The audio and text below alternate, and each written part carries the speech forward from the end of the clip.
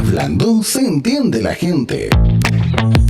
Es la entrevista ciudadana en Medio a Medio.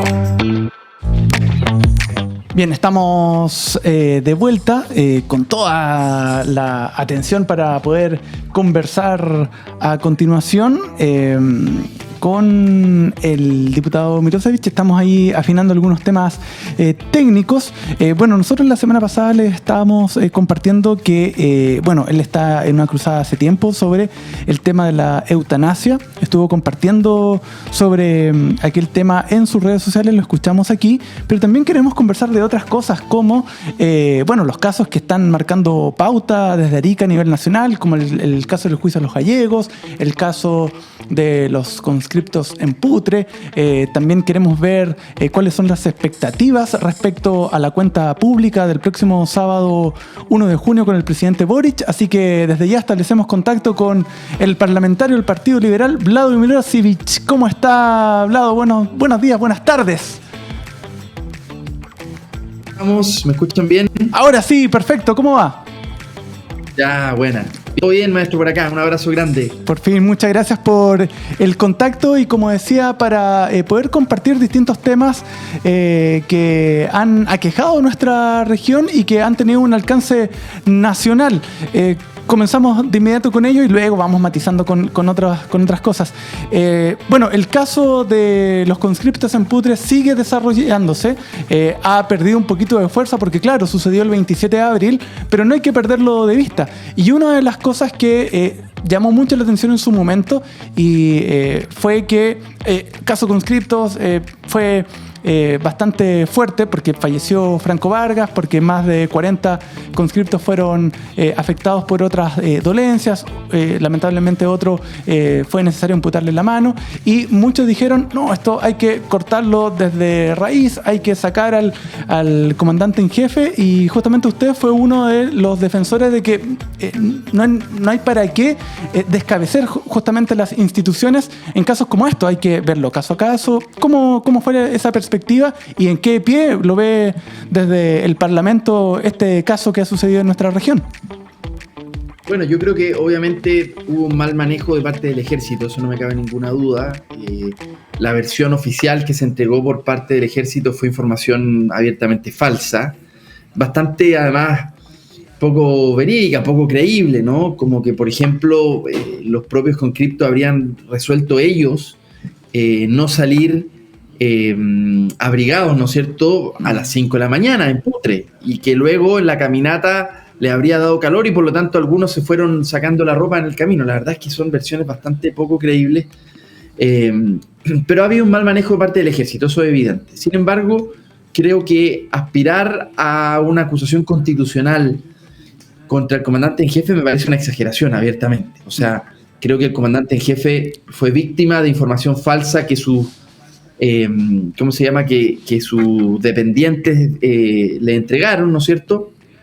El ejército es una institución jerárquica, la información fue subiendo y llegó a la comandante en jefe, a la comandancia en jefe claramente con varias faltas, ¿no?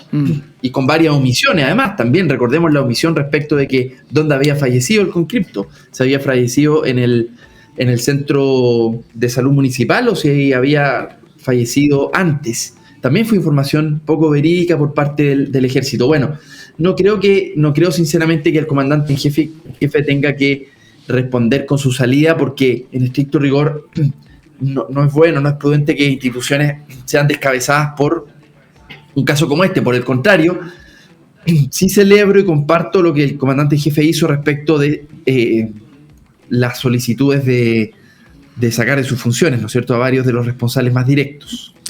Claro. Bueno, ahora está viéndose si definitivamente esto lo va a ver la Fiscalía Militar, si lo va a ver la Justicia Civil. Por ahí aparece un argumento de que, claro, los conscriptos son en realidad civiles circunstancialmente siendo militares, sí, porque es justamente que la justicia civil daría más garantía justamente de la imparcialidad. Vamos a ver definitivamente dónde recala este caso.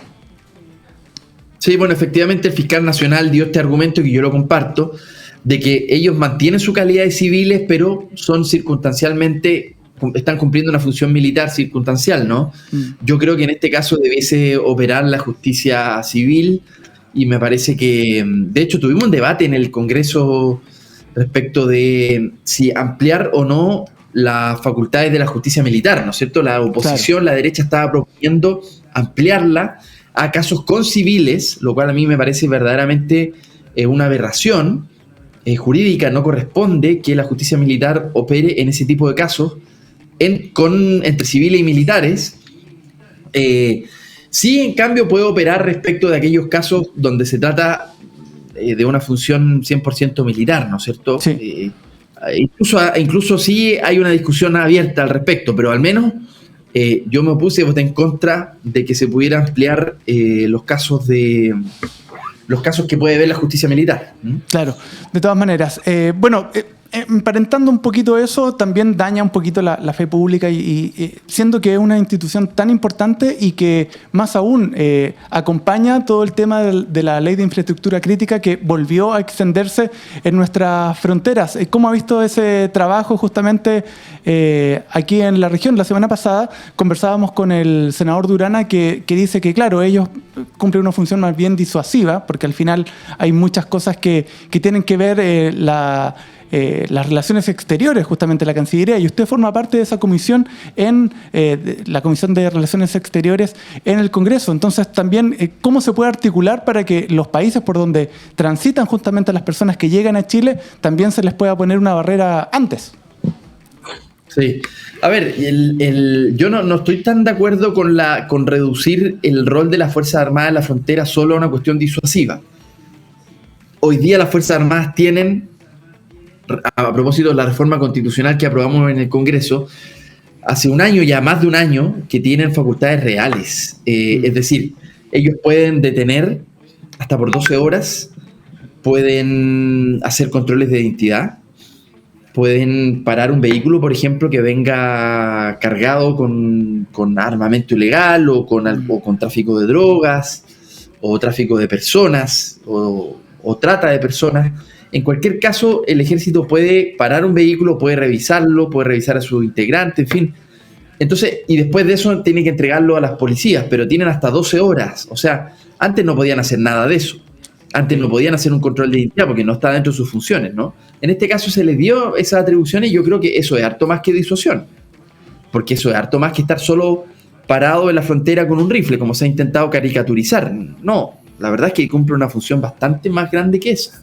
¿Y la relación con los países vecinos, diputado, para que justamente no lleguen necesariamente estos grupos de personas hasta nuestra frontera? El senador Durán hacía como relación como que poco menos que los dejaban pasar nomás hasta que el problema llegara acá.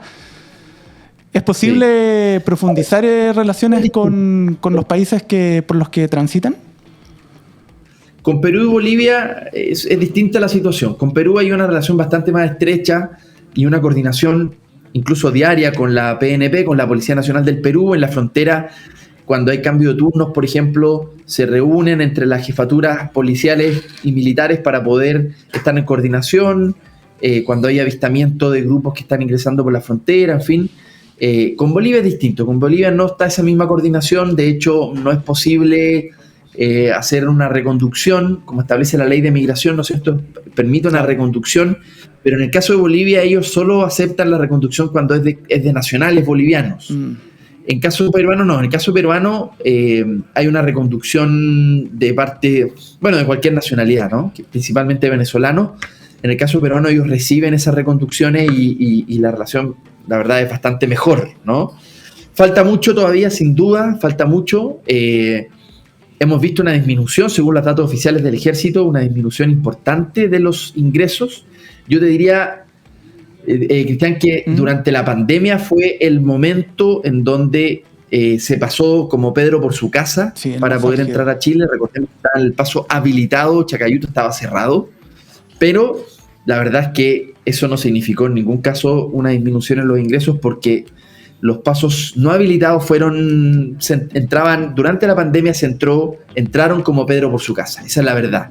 Y el gobierno de la época, de Sebastián Piñera, no hizo caso a ninguna de las alertas que nosotros presentamos al respecto. De hecho, a mí me tocó interpelar al ministro del Interior de la época, Rodrigo Delgado, a propósito de la tremenda desidia que había del gobierno central respecto a lo que estaba pasando en el norte. Nosotros ya estábamos dando en ese momento las primeras noticias de que estaba aumentando la violencia en Arica, de que estaba aumentando un posible crimen organizado. En esa época no se tenía tantos antecedentes como los de hoy. Y respecto a los ingresos por pasos no habilitados, que lo veíamos todos los días por la ciudad, lamentablemente no se nos escuchó. Esa es la verdad. Claro. Y ese fue el momento de pic de ingresos.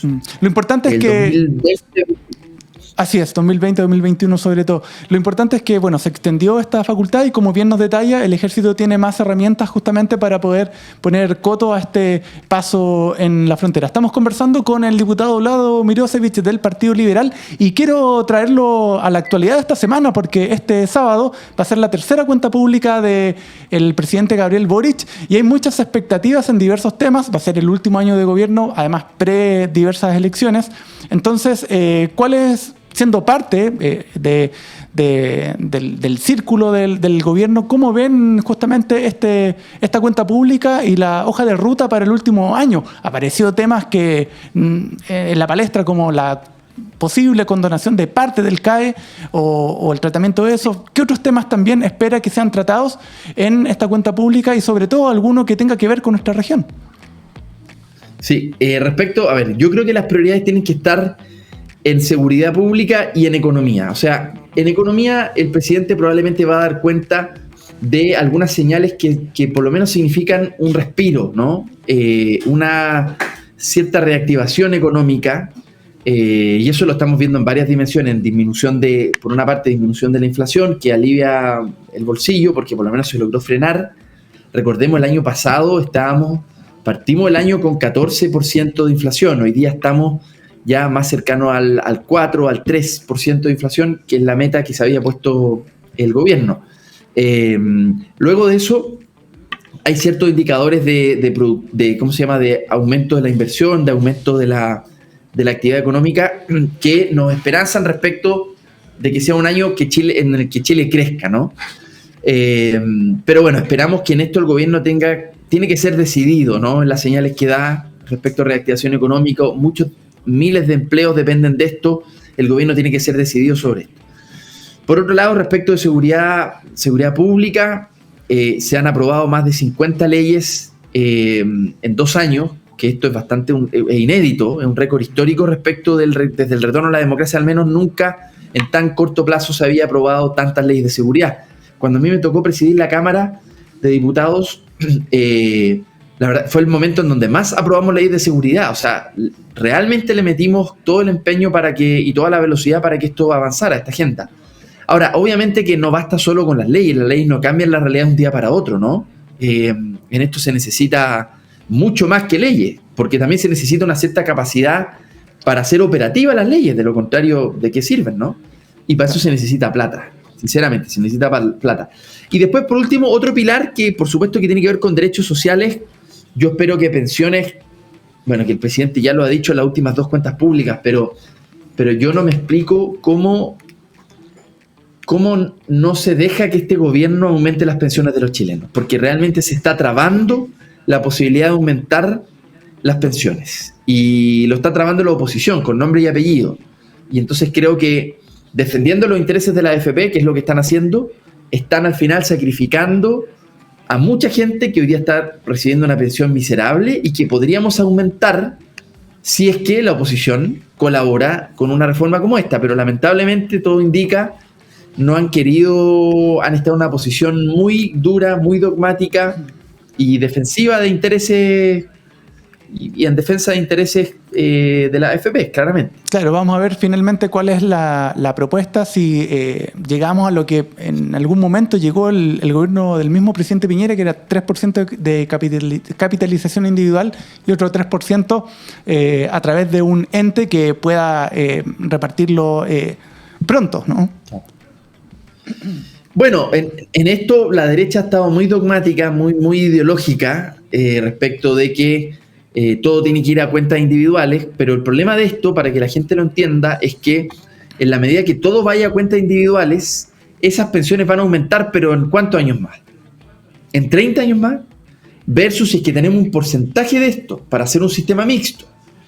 Sería 13% a capitalización individual y sería 3% ahorro colectivo que permite mejorar las pensiones ahora.